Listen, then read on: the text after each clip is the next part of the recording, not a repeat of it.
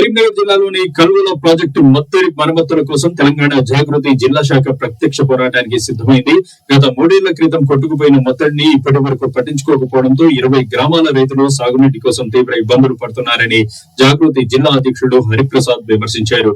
ప్రభుత్వం మరియు ప్రజాప్రతినిధులు రైతుల సమస్యలను గాలికి వదిలేశారని, దీనికి నిరసనగా రేపు ఎల్ఎండి కాలనీలోని ఇరిగేషన్ కార్యాలయం వద్ద ధర్నా నిర్వహించనున్నట్లు ప్రకటించారు. గతంలోని ఎమ్మెల్సీ కవిత ఈ సమస్య తీవ్రతను గుర్తించి ప్రభుత్వాన్ని హెచ్చరించిన ఫలితం లేదని ఆయన గుర్తు చేశారు. ముదిరాజ్ కుటుంబాలు ఎక్కువగా ఆధారపడిన ఈ ప్రాజెక్టును తక్షణమే బాగు చేయాలని, లేని పక్షంలో ఉద్యమాన్ని ఉధృతం చేస్తామని హెచ్చరించారు.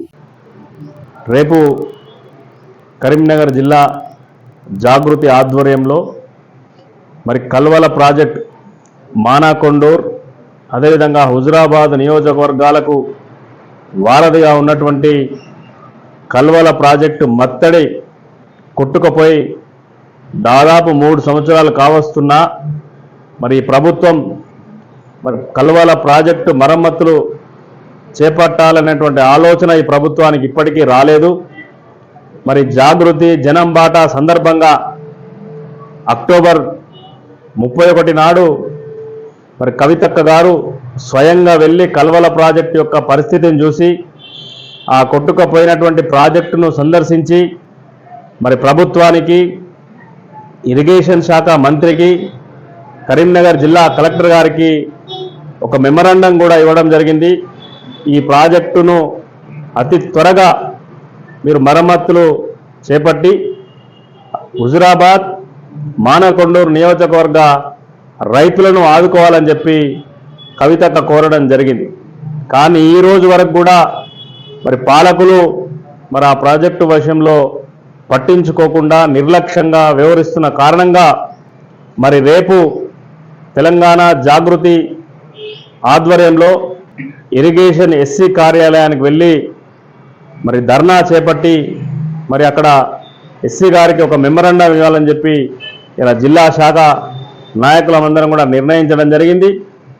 మరి ఇది రైతులకు సంబంధించినటువంటి అంశం, అక్కడ ప్రజలకు సంబంధించినటువంటి అంశం కనుక మరి ఆయా మండలాల నుండి జిల్లా వ్యాప్తంగా కూడా మరి అందరినీ కూడా ఈ యొక్క ధర్నా కార్యక్రమాన్ని విజయవంతం చేయవలసిందిగా కోరుతా ఉన్నాం. ఎందుకంటే ఆ మరమ్మతులు కనుక చేపట్టినట్లయితే దాదాపు ఒక 10,000 ఎకరాల ఆయకట్టుకు సాగునీరు అందించేటువంటి అవకాశం ఉంటుంది. అదేవిధంగా ఆ ప్రాజెక్టును నమ్ముకొని చాలామంది ముదిరాజు సోదరులు చేపలను మరి ఈరోజు పట్టి వాళ్ళ జీవన ఉపాధి పొందేటువంటి అవకాశం కనుక ఉంటుంది. కనుక మరి ప్రభుత్వానికి 2 విషయాల మీద చెప్పినప్పటికీ కూడా వాడు పెడచెవిన పెడుతున్నటువంటి సందర్భంలో మరి మళ్ళొక్కసారి రేపు జాగృతి ఆధ్వర్యంలో కల్వల ప్రాజెక్టును కాపాడండి అని చెప్పి తెలంగాణ జాగృతి రేపు ఎస్సీ కార్యాలయాన్ని ముట్టడించబోతా ఉంది. కనుక మరి శ్రేణులందరూ కూడా కదిలి రావాలని చెప్పి ఒక సన్నాహక సమావేశాన్ని కరీంనగర్ జిల్లా కార్యాలయంలో ఏర్పాటు చేసుకొని మరి రేపటి కార్యక్రమం గురించి కూడా చర్చించడం జరిగింది. మరి ఈ కార్యక్రమంతో పాటు రానున్నటువంటి రోజుల్లో తెలంగాణ జాగృతి ప్రజా సమస్యల మీద, ప్రజలు పడుతున్నటువంటి ఇబ్బందుల మీద మరి పాలకులు పట్టించుకోకుండా ప్రజలు నిర్లక్ష్యం చేయడం వల్ల ఇబ్బంది పడుతున్నటువంటి వారి పక్షాన పోరాటాలు చేయాలి, ప్రజల పక్షాన నిలబడాలి, ఒక ప్రజల గొంతుకగా ఉండాలని చెప్పి నిర్ణయించుకోవడం జరిగింది. మరి రానున్నటువంటి రోజుల్లో ఇంకా పెద్ద ఎత్తున ప్రజా సమస్యల మీద తెలంగాణ జాగృతి కరీంనగర్ జిల్లాలో క్షేత్రస్థాయిలోకి వెళ్ళి పనిచేస్తుంది.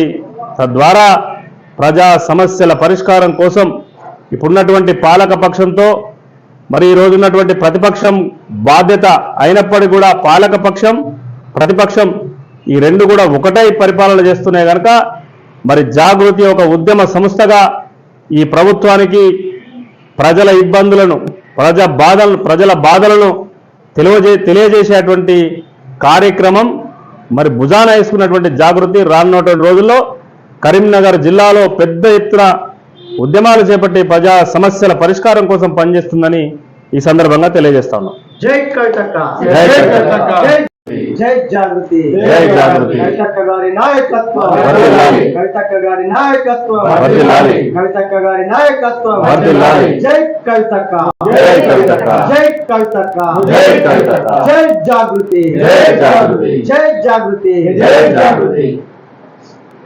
కొద్దిగా క్లోజప్ రాని విజయవంతం చేద్దాం కలవల ప్రాజెక్టు ధర్నాను విజయవంతం చేద్దాం. విజయవంతం చేద్దాం కలవల ప్రాజెక్టు ధర్నాను విజయవంతం చేద్దాం.